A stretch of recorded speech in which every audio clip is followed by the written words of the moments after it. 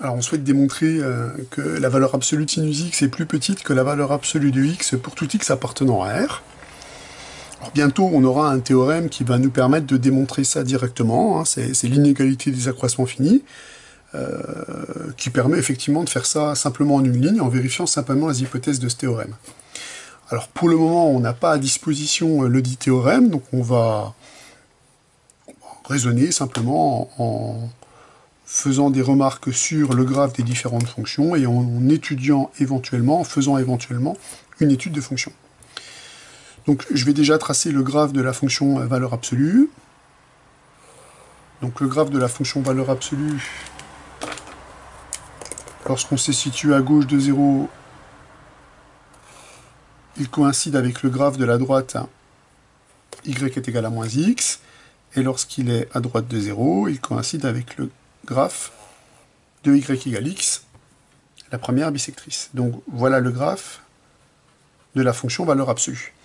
Alors on peut noter assez directement que quand x est plus grand que 1, la valeur absolue de x est plus grande que 1, et quand x est plus petit que moins 1, la valeur absolue de x est plus grande que 1.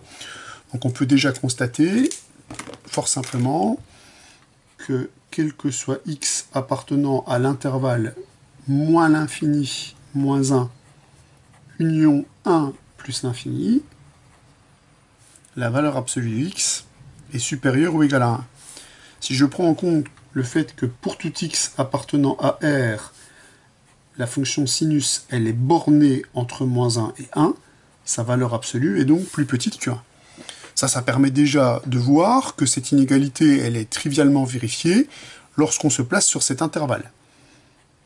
Donc, on peut déjà dire que quel que soit x appartenant à l'intervalle moins l'infini moins 1 inclus, union 1 plus l'infini, la valeur absolue de sinus x est donc déjà bien inférieure ou égale à la valeur absolue de x.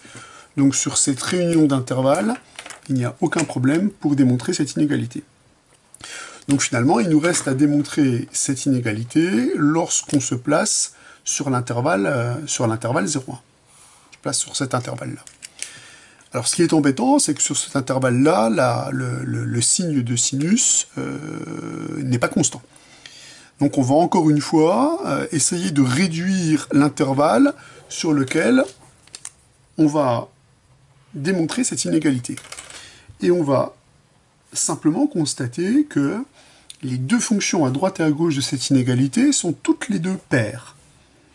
Donc la fonction qui à x associe la valeur absolue de sinus x est une fonction paire, et la fonction valeur absolue, on sait bien que c'est une fonction paire. Alors pour la valeur absolue, c'est direct, puisque la valeur absolue d'un nombre et la valeur absolue de son opposé, c'est évidemment la même. Pour la fonction que je vais appeler h qui est ici, alors déjà je constate que l'ensemble de définition de h c'est R, il est symétrique par rapport à 0, d'une part. Et d'autre part, si je calcule h de moins x, je récupère la valeur absolue de sinus de moins x. On a vu en cours que la fonction sinus est une fonction impaire, donc sinus de moins x, c'est l'opposé de sinus de x, et on sait que la fonction valeur absolue est paire, puisque la valeur absolue d'un nombre vaut la valeur absolue de son opposé, et donc par parité de la valeur absolue, on obtient bien que ceci est égal à la valeur absolue de sinus x, et donc à h de x, ce qui fait de h une fonction qui est bien paire. Donc comme le graphe des deux fonctions est symétrique par rapport à l'axe des ordonnées, il suffit de démontrer cette inégalité à droite de 0 pour obtenir cette inégalité sur R tout entier. Donc moralité, il suffit de démontrer cette inégalité sur R+. Or, comme cette inégalité elle est déjà démontrée sur l'intervalle 1 plus l'infini, on obtient donc qu'il reste à montrer, pour obtenir cette inégalité partout sur R, reste à montrer que pour tout x appartenant à 0,1 simplement, eh bien la valeur absolue de sinus x est inférieure ou égale à la valeur absolue de x. Donc on vient déjà de réduire l'ensemble sur lequel on va démontrer cette inégalité, grâce à la parité et grâce à des considérations sur le fait que la fonction sinus soit bornée. Or, sur cet intervalle-là, les choses sont beaucoup plus simples, puisque cette fois-ci, on s'est ramené à des intervalles où x et sinus x sont de signes constants. Puisque lorsque x est compris entre 0 et 1, le sinus il est positif, puisque le sinus il est positif sur un intervalle plus large, il est positif entre 0 et pi. Donc la valeur absolue de sinus x sur cet intervalle, ça vaut sinus x. Et x étant positif, sa valeur absolue vaut x. Donc finalement, on est ramené à démontrer cette inégalité sur l'intervalle 0,1. Maintenant qu'on n'a plus de valeur absolue dans cette expression, on est dans un cadre très classique. Le cadre classique dans lequel on se place, c'est on va se donner une fonction, la fonction qui a x associe sinus x moins x, et pour démontrer cette inégalité-là, il suffit de démontrer que cette fonction est à valeur positive sur l'intervalle 0,1. Donc j'affirme que ma fonction f est dérivable sur l'intervalle 0,1, c'est simplement une somme de fonctions dérivables. Je vais donc calculer la dérivée de cette fonction sur cet intervalle. Donc comme je dérive une somme, il me suffit de dériver chacun des termes. La dérivée de sinus, c'est cosinus, et la dérivée de x, c'est 1.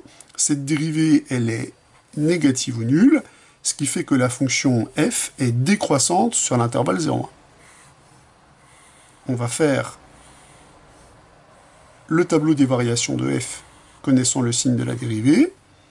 Donc, lorsqu'on se place entre 0 et 1, la dérivée elle est négative, donc la fonction f est une fonction décroissante. Si je calcule f de 0, je vais récupérer sinus de 0 moins 0 qui vaut 0. On récupère donc que la fonction f, elle est bien négative ou nulle sur l'intervalle 0,1.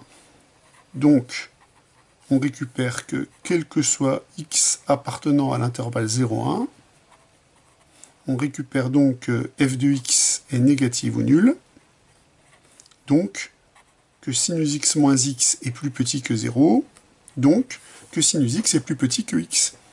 Comme on avait réussi à ramener la démonstration de cette inégalité à la démonstration de cette inégalité, on obtient donc bien que pour tout x appartenant à R, la valeur absolue de sinus x est plus petite que la valeur absolue de x. Donc cet exercice est intéressant parce qu'il nous permet de voir que des propriétés géométriques sur le graphe des fonctions nous permettent de nous ramener à l'étude d'une fonction sur un intervalle qui est beaucoup plus petit que l'intervalle originel. Alors je vous resignale que bientôt cette inégalité, on la démontrera de façon beaucoup plus efficace avec un gros théorème de l'analyse qui est le théorème des accroissements finis. On verra ça plus tard.